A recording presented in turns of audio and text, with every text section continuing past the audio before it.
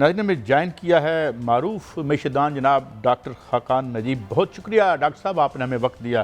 Doctor साहब, हम तो अमूमी तौर पर हम आपसे रहनुमाई लेते हैं, वतन अजीज़ के सिलसिले में खासी ज़रूरत पड़ती है हमें, मगर अब लगता है दुनिया भी हमारे जैसी होती चली जा रही है।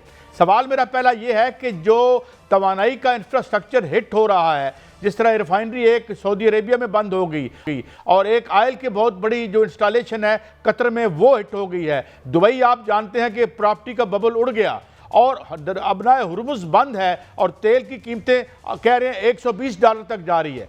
क्या सिनेरियो बन रहा है दुनिया में अमूमी तौर पर और खुसूसी तौर पर हमारे साथ क्या होगा? और हम तो पहले ही माशाल्लाह जानते हैं अल्लाह का बड़ा करम है। जी डॉक्टर साहब। तो ये कन्फाइंड कॉन्फ्लिक्ट रहता, जिसका मतलब है कि कोई स्कर्मिशेस होती, और जो यूएस ने एक्सप्लेन किए हैं अपने strategic objectives, nuclear capability, missile और ड्रोन, जो ईरान के हैं उनकी कैपेबिलिटी को लिमिट करना या कम कर देना या ख़त्म कर देना एक तरह से, और ये 2-3 हफ्ते में ही पूरा हो जाता। और then everyone came on the table. कल तक आई थिंक यही सोच थी, उस पर कल तक तेल ने भी जो स्पाइक की, वो $70 का ब्रेंट $78 तक चला गया। आज जब हम बात कर रहे हैं तो $84-85 यानी कि तकरीबन 15-20% बढ़ गया है। इसका दुनिया की मईशत पर एक तो ये असर है कि ऑब्वियसली जो सर्टेनिटी है वो अनसर्टेनिटी में बदल गई है। एनर्जी में आज भी 84% फॉसिल फ्यूल्स का हिस्सा है, तो जो स्टेट ऑफ हॉर्मुज़ है उसमें से ना सिर्फ 1/5 ऑयल गुजरता है बल्कि 1/4 LNG भी गुजरती है। सो ऑब्वियसली ये दोनों चीजें जो हैं वो डिस्टर्ब हो गई हैं। और फिर जैसे आपने कहा, कतर में एक LNG का बंद होना, जो उनकी प्रोडक्शन थी वो 20% है ओवरऑल का। सो नैट गैस उसने बहुत ही बड़ा जंप लिया, 40% बढ़ गई जब मार्केट्स ओपन हुई। अब इससे क्या होता है? एक तो यह है तेल की कीमत बढ़ना, इन्फ्लेशन। एक ये है कि पाकिस्तान के लिए जो तेल की कीमत बढ़ती है उससे हमारा बैरूनी खसारा बढ़ता है। ऑलरेडी जो नंबर्स पहले 8 माह के अभी मेरे सामने थोड़ी देर पहले आए हैं, पाकिस्तान का तिजारती खसारा $25 अरब का है पहले 8 माह का। ये पिछले साल $20 अरब था इन्हीं 8 माह में। $5 अरब का तिजारती खसारे का बढ़ना, अभी ये हिट शामिल नहीं है इंपोर्ट की। एक्सपोर्ट का 7% कम होना गुड्स की, और ओवरऑल जो सर्विसेज का भी तिजारती खसारा है वो बढ़ा हुआ है। इनके चैनल्स ये हैं कि ऑयल, इन्फ्लेशन, ये दोनों पाकिस्तान हिट होता है। तीसरी, आप ये देखें कि आपकी रेमिटेंसेस जिस पे आप इस ट्रेड डेफिसिट को मैनेज करते हैं, आपने $42 अरब की अगर मैक्रो मॉडल की हुई हैं, और IMF के साथ भी यही बात हुई है, अगर वो कम होती हैं, $1-8 अरब भी कम होती हैं। क्यों? क्योंकि आपने जैसे फरमाया, अगर UAE, अगर मिडल ईस्ट, अगर कतर, अगर कुवैत, अगर ओमान, अगर सऊदी अरेबिया, इन सब की इकोनॉमी स्लो होती हैं और हमारे लोगों की खपत कम होती है, तो क्या होता है? रेमिटेंसेस कम होंगी, वो वहां पे सेव ज्यादा करेंगे, कुछ शायद लोग पाकिस्तान वापस आए, तो इसका एक इम्पैक्ट आएगा। तीसरा, जो एक्सपोर्ट आप करते हैं, ऑलरेडी 7% कम है एक्सपोर्ट ऑफ गुड्स। अगर आपकी कॉस्ट ऑफ डूइंग बिजनेस बढ़ती है, अगर आपका दुनिया भर में जो माल है वो कम इसलिए बिकता है कि दुनिया भर एक थोड़ा सा स्लो हो जाती है। ग्लोबल ग्रोथ अगर 0.5% भी स्लो होती है काजी साहब, तो जिसने पतलून खरीदनी है आपकी बनी हुई, जिसने बेड लिनन खरीदनी है, मैं आसान मिसालें इसलिए देता हूं कि वैल्यू एडेड में बेहतरी हुई है पाकिस्तान में। आज भी 60% एक्सपोर्ट टेक्सटाइल की है, साथ लेदर की ऐड करें, सो ओवरऑल ये एक इम्पैक्ट आएगा।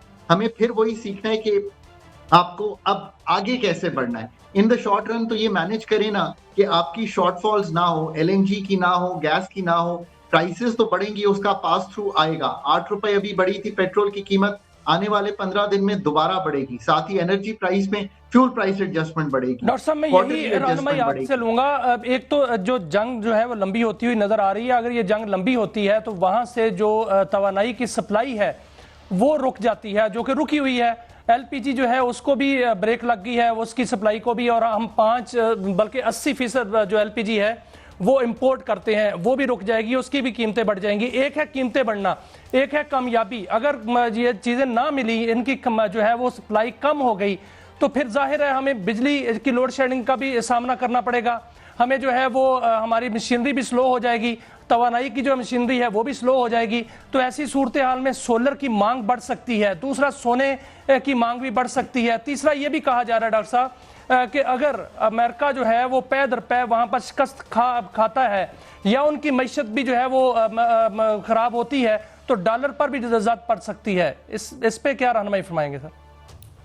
शाहिद साहब, आपने बहुत सी चीजें सामने रखी है, मैं वन बाय वन। देखिए, एक तो लेसन यही है कि इंडिजिनस रिसोर्सेज, सोलर, पानी और हवा, ये तीनों कॉरिडोर्स एग्जिस्ट करते हैं पाकिस्तान में। आपको इंडिजिनस पे जाना है और जो 70-80% आप रिलाई करते हैं इम्पोर्टेड पाकिस्तान में एनर्जी पे, इससे निकलना है। इसका मतलब यह है कि पानी के रेजर्वॉयर्स बनाने हैं आपने, not only for बिजली but both for agriculture. Food security becomes very important. आपने एक चीज का जिक्र नहीं किया, wheat, edible oil अगर इंपोर्ट कर रहे हैं, कॉटन अगर इंपोर्ट करें, $10 बिलियन की इंपोर्ट है पाकिस्तान की एग्रीकल्चर की, और एक्सपोर्ट सिर्फ $6-7 अरब की है। इस साल ज्यादा लग रहा है मुझे, शायद $10 बिलियन भी क्रॉस हो जाए। सो आपको अपने जो इकोनॉमी की रीस्ट्रक्चरिंग है वो agriculture, food security, energy security is your macro stability. और बार बार मैं बात कहता हूं कि बफर्स इस वक्त अगर $16 अरब के रिजर्व्स ना होते और वो कोई $4 अरब के होते, जैसे हम फंड में जब नई एंगेजमेंट IMF की हुई थी, तो आप सोचें कि क्या हाल होता पाकिस्तान का। बफर्स बनाने हैं, एनर्जी सिक्योरिटी के लिए अगले 3 साल का पर्चा लिखना है, फूड सिक्योरिटी के लिए अगले 3-4 साल का पर्चा लिखना है, और सबसे बढ़ के एक्सपोर्ट ऑफ गुड्स जो है उनकी जो कॉस्ट ऑफ डूइंग बिजनेस को ठीक करना है और जो फ्रिक्शनलेस इकोनॉमी बनानी है। शायद आपने जो बातें की हैं वो फंडामेंटल इन नेचर है।